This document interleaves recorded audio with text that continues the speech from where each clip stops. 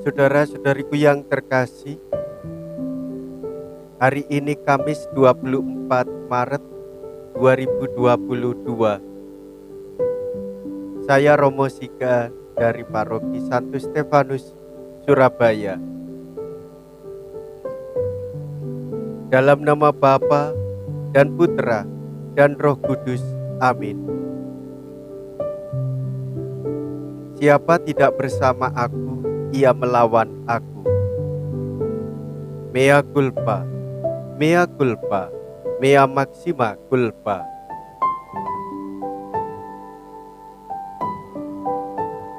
Marilah kita berdoa. Allah Bapa Maha Setia, semoga kami Kau beri sabda kesetiaan. Bukalah hati kami dan berilah kami keberanian untuk menjawab dengan hati yang jujur dan tulus ikhlas.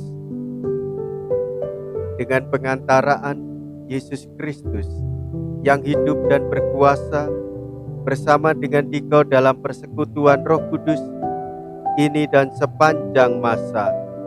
Amin. Tuhan bersamamu dan bersama rohmu. Inilah Injil suci menurut Lukas. Dimuliakanlah Tuhan. Lukas bab 11 ayat 14 sampai dengan ayat 23. Sekali peristiwa, Yesus mengusir dari seseorang suatu setan yang membisukan.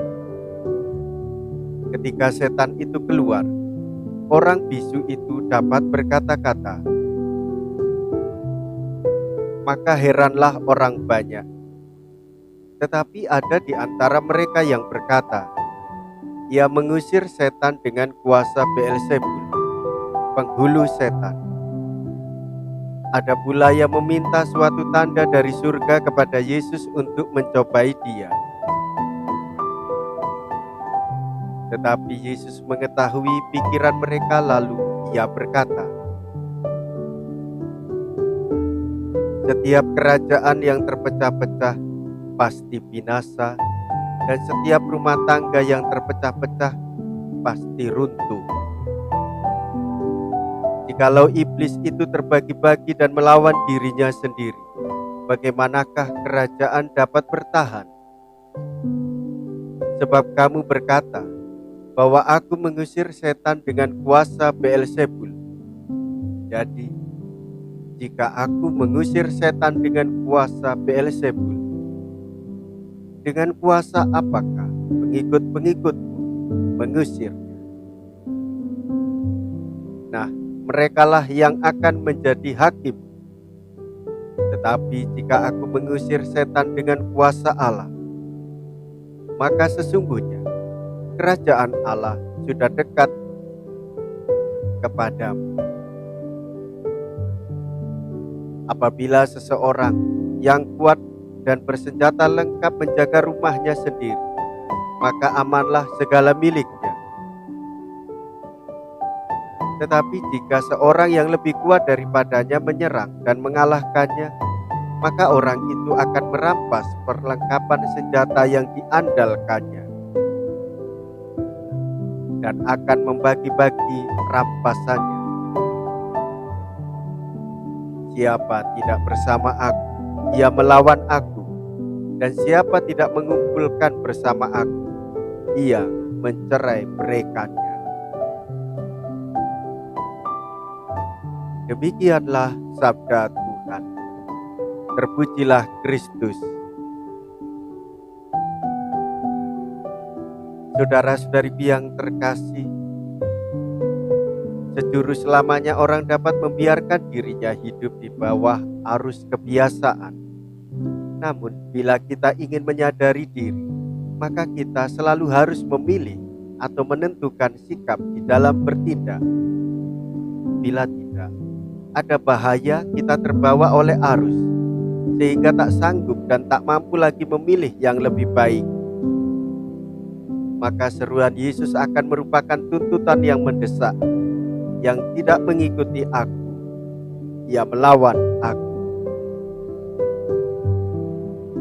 Saudara-saudariku yang terkasih, tuduhan bahwa Yesus bersekutu dengan setan dibuktikan kesalahannya.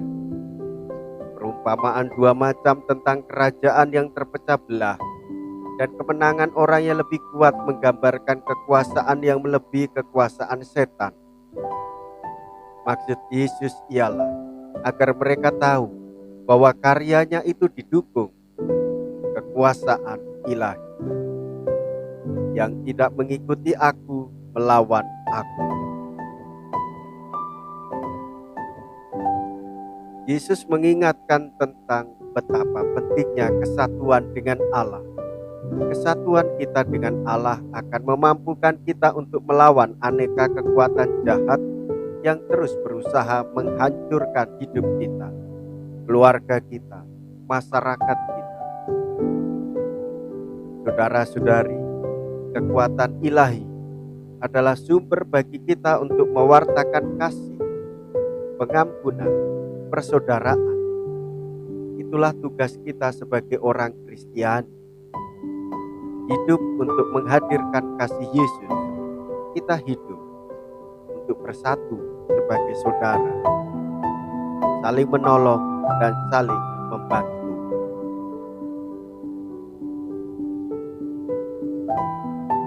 Marilah kita berdoa. Allah Bapa Maha Pengasih dan Penyayang, kami telah mendengar sabda-Mu dan telah ikut serta dalam perjamuan-Mu.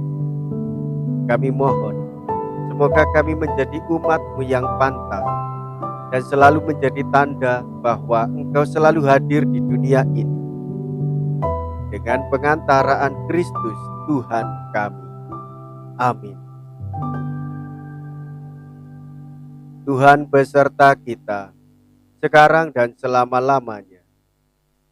Semoga Allah yang Maha Kuasa memberkati saudara sekalian, Bapa dan Putra dan Roh Kudus. Amin. Saudara-saudariku yang terkasih, pergilah. Ibadat sabda sudah selesai. Syukur kepada Allah.